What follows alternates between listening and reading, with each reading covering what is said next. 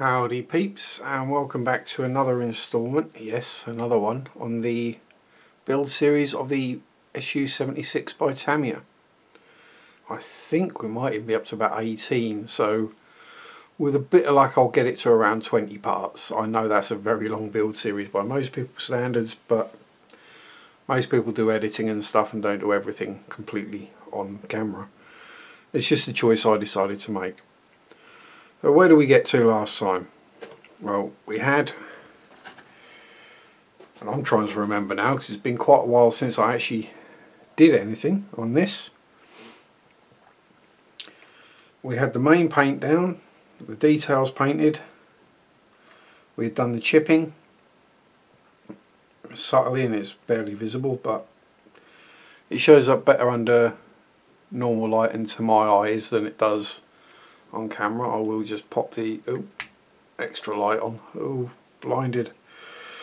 And so today we're going to look at adding some muck and mire and dirt and maybe some rust and see how we go on. So to start with, before we put the wheels and the tracks on, it's obviously a lot easier to put mud in behind that area. I'll show you where mud and muck and whatever down in here before we put the wheels on, basically. And what we're going to use for that as a base, as it were, is Vallejo thick mud acrylic. It's basically a very thick paint paste kind of stuff. It looks pretty nasty. It's also pretty dusty. You'll see when I take the lid off, it's not particularly pleasant stuff to look at least. It kind of looks, yeah. If we say chocolate sauce, we'll be polite, shall we? I'm just glad I didn't go for a lighter colour. That would have looked pretty horrible. And for applying it, we don't want it on in nice smooth coats, we want it kind of rough and ready and looking like, you know, mud. So I'm going to use this Najid Old brush, which you can see, I mean, there is no movement at all in the bristle anymore, it's just packed solid up to about there. And we're going to, I think it's camel hair or something, it's something really cheap and nasty, very stiff. And we're just going to stipple some on. So the only thing I've done off camera since we were last here was I put a flattish coat of varnish on it, just to allow easier ways of doing these kind of procedures, as over a gloss coat they tend not to stick too well, especially when we come to pigments. So we're just going to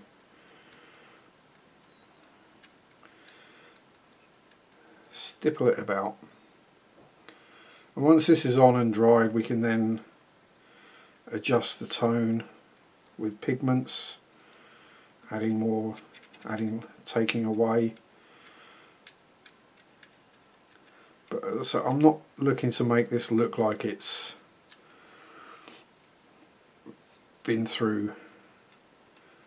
dragged through a swamp. I just want to add some extra, because it's not going to stay clean down here, especially if it's been through a Russian winter out on the steppes. It's going to be, yeah. But as I say, not adding too much, because we can always add more. Adding more is easy, taking it off is a lot harder. I'm trying to avoid straight lines as well.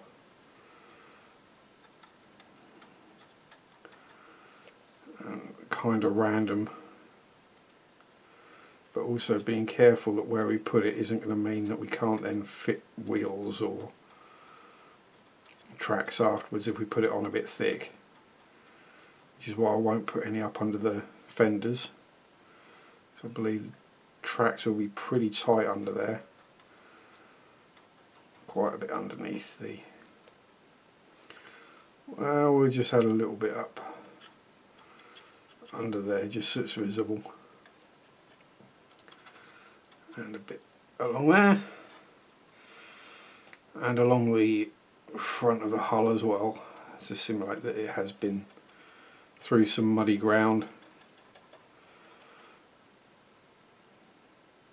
So this stuff is foul. It's not quite as nasty as the one with the, I forget what it's called, I've got it somewhere up there. It's wet mud with like grass in it, and it just looks like a cow pat. It really is nasty. So we'll have a bit coming up the front, but again not in a straight line. Just sort of blend it up so it looks like it's kind of sprayed its way up there naturally, and then trying to grab the other side without getting my hands in it. We repeat the same process over here.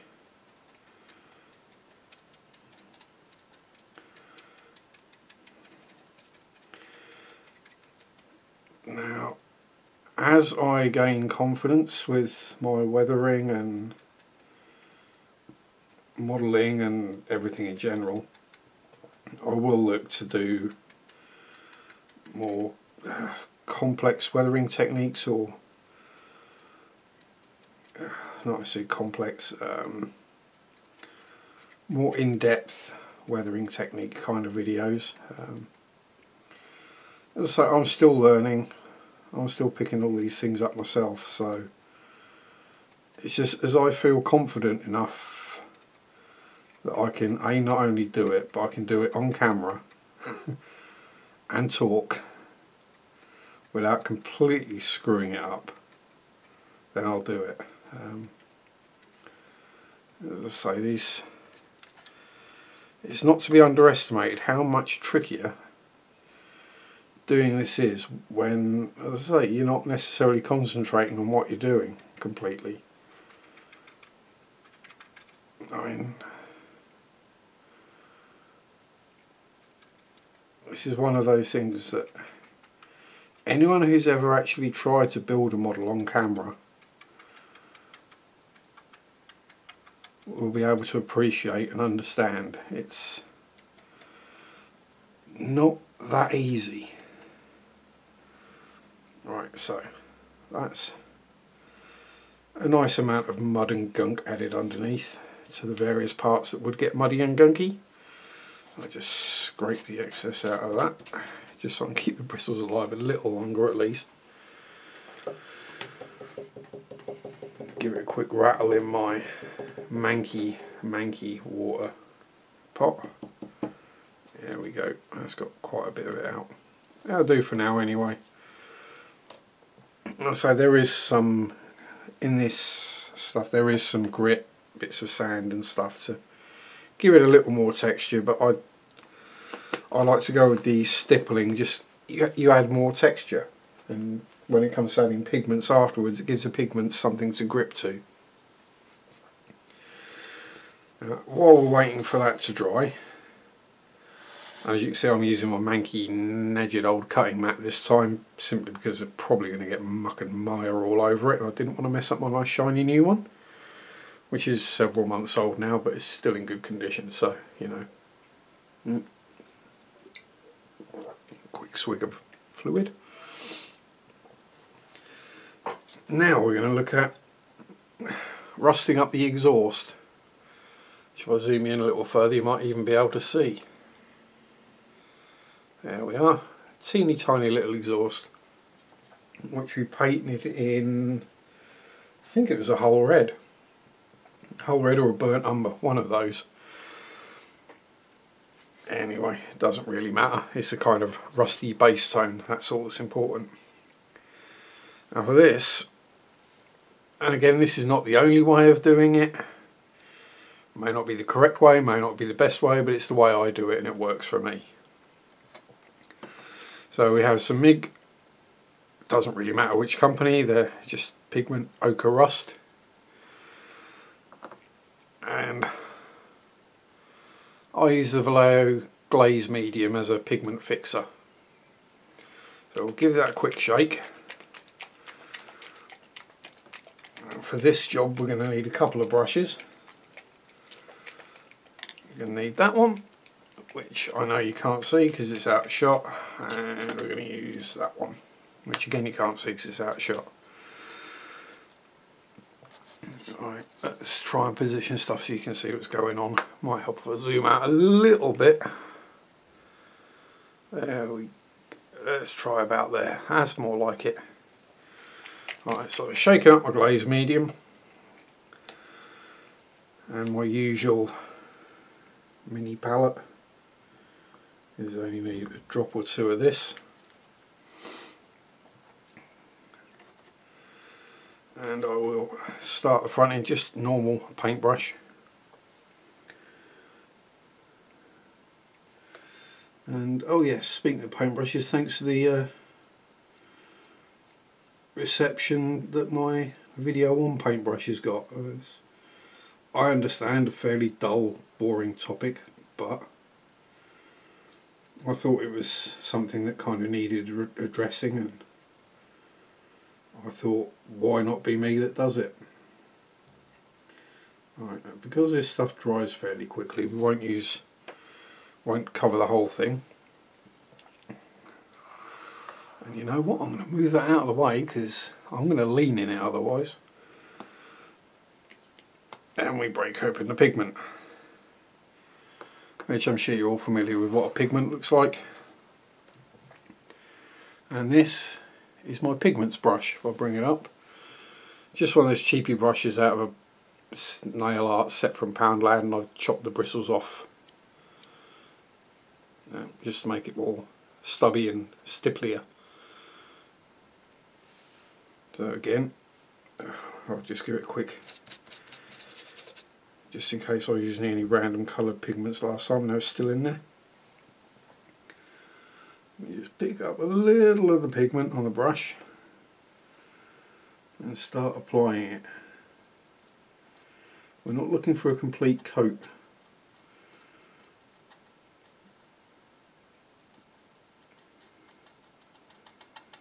As rust is all sorts of colours in real life, and as I say, this is mainly just the base coat of rust pigment. There will be at least another colour, maybe two, added afterwards. Now the temptation here, as you possibly see, is that pigment tends not to go exactly where you put it. Especially applying it the way I do, it tends to fall off the brush and go everywhere. Don't go with the temptation to try and wipe it off though, especially over a flat coat, because all you'll do is wipe it in. So what we do is we just blow the excess off, and it goes all over the gun shield instead. Never mind. Well, there is a way of getting it off afterwards. And don't put the brush in your mouth sharp, because you won't be able to speak properly with it in there. Oh, yep, still in shot. I just better check. And now we can add more of the glaze medium. No, don't put the brush in the pigment pot. So we're just applying a thin coat. We're not looking to use it as a glue per se, which is, well, we are, because that's what will happen. We just want something for the pigment to grab onto.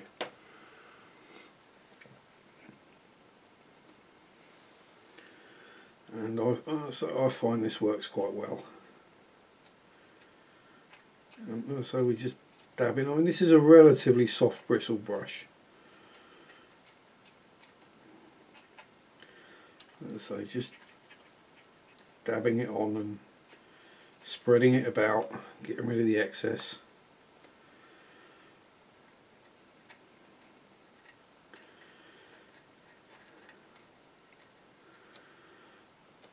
You know,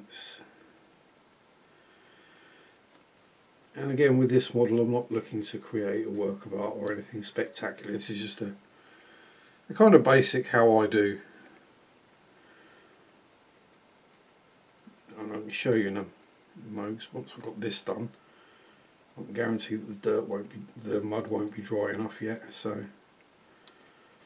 I'll show you what I have been working on recently. And it's pretty much mostly the same principles and effects that I've been doing on this. I just taken more time and care over it.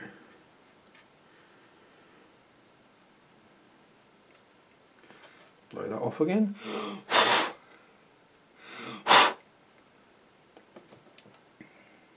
Now we're on to the actual mufflers themselves. So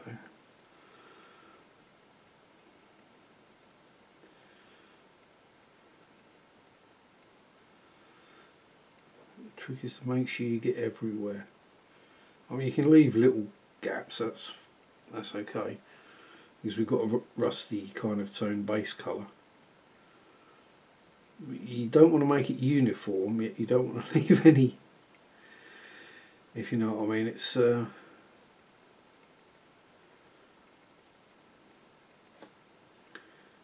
I might as well do the pipes as well. Right, wash my brush off. We don't need that now. So this is, it's a relatively simple process. It just takes a bit of getting used to and figuring out the way that works for you. I know a lot of people like to use an alcohol or some such to fix their pigments, and yeah, that works. That'll do the trick as well. It's actually easy just to get them off as well once you've done it that way. If you want to get them off, you can. But I bought some of this glaze medium and I thought, I wonder, and it does work. So it's what I use.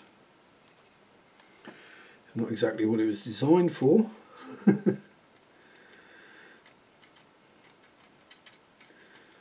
hey, it's just a pigmentless paint. So it's got all the same stuff that the paint would have in it, apart from pigment. The theory being you can add your own pigment and make a glaze out of it, similar to the it's not Warhammer, the Citadel ones.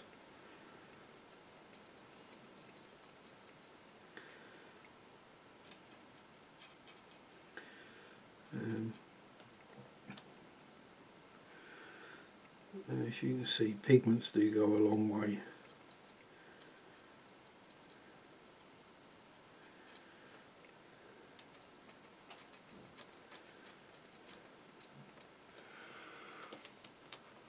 And I will just give that a quick blow off with the airbrush.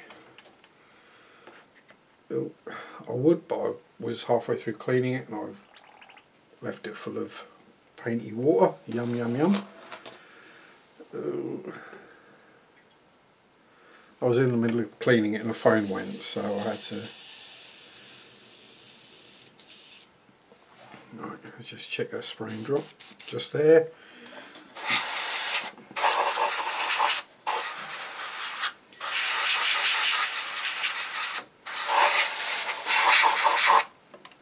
There we go.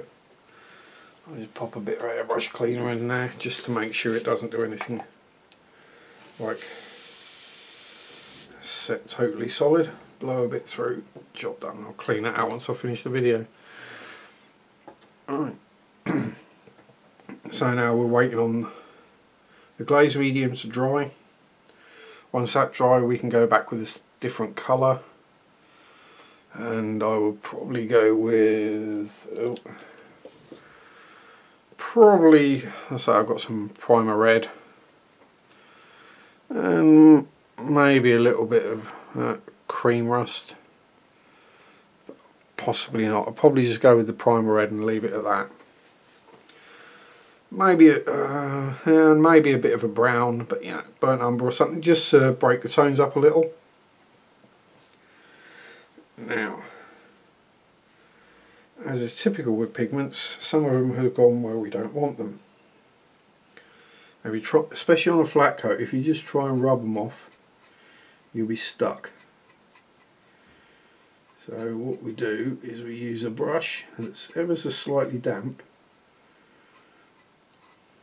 In this case, this is the one I just cleaned, and I've got the excess water off with my fingers, and we just use that to either pick up or just spread the little bits of pigment about so much that you can't see they were there anyway. There we go. Couple of bits there, and then well, blew it onto the gun shield, so we'll get rid of it there as well. So we don't want rust all over that.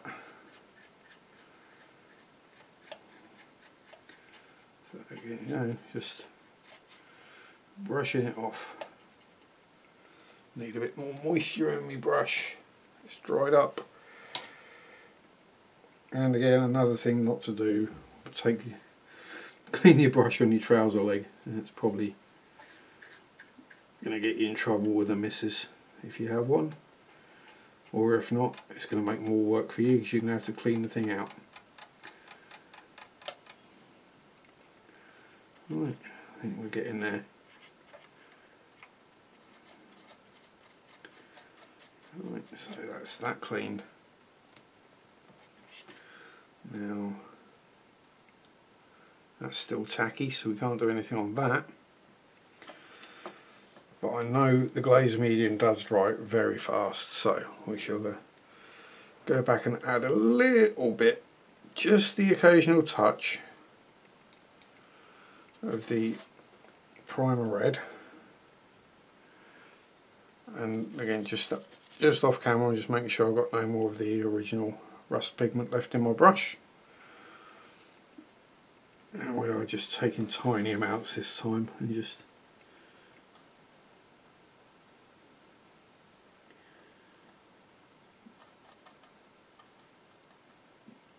to break up the tones a bit more.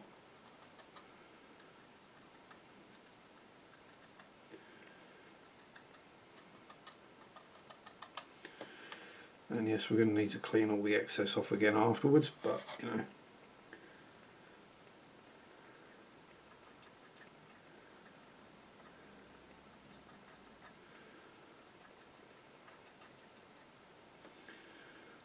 Better to keep on top of these things and try and do it all, because you can guarantee if you leave it and you forget, you then go and spray something else over the top, like another coat of clear to fix or flat to fix everything in, and you go, oh balls, I can't get that off now. Been there, done that more than once.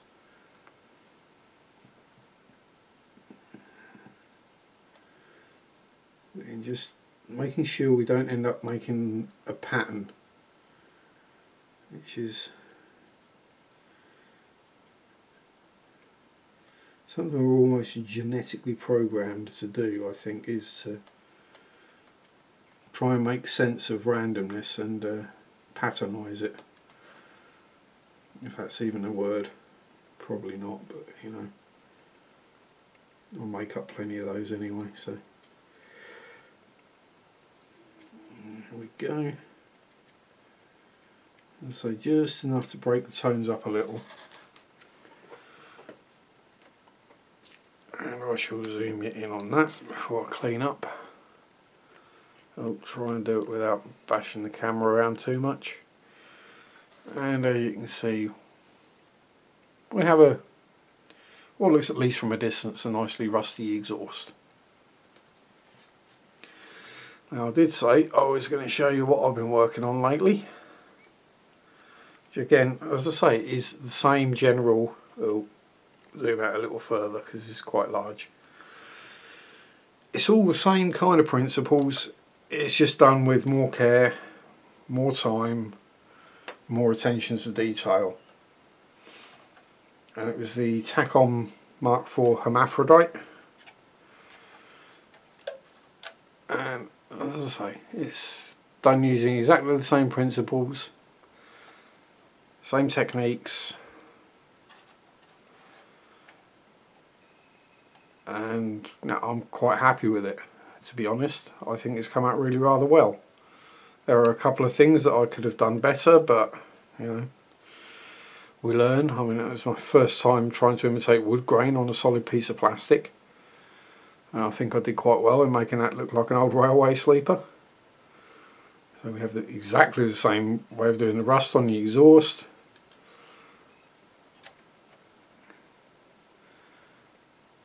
So it's exactly the same chipping method as well, and it is basically the same way as I said, the same way I've done the SU76.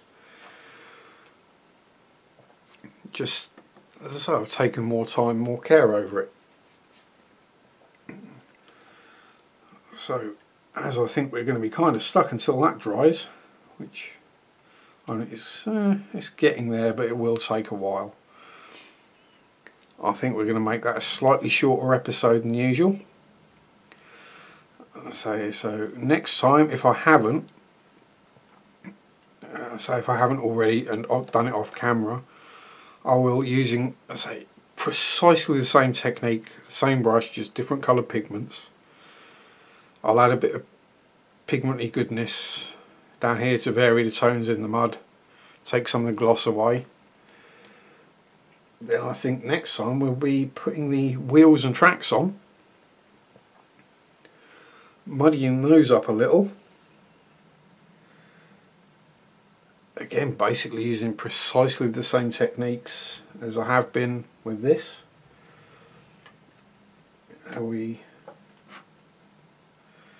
Because the wheels, they will just get a little bit of muck on the outside edge and around the tyre, maybe. Just a little pigment. And the tracks, again, where it's visible, so nearly went. So probably literally just around the front and the back.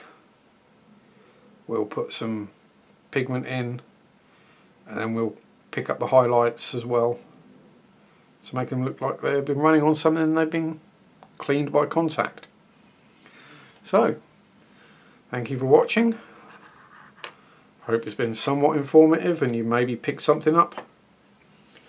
If not, at least I hope it's cured your insomnia for half an hour.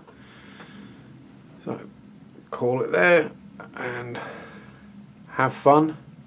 Enjoy your modelling. Don't stress out.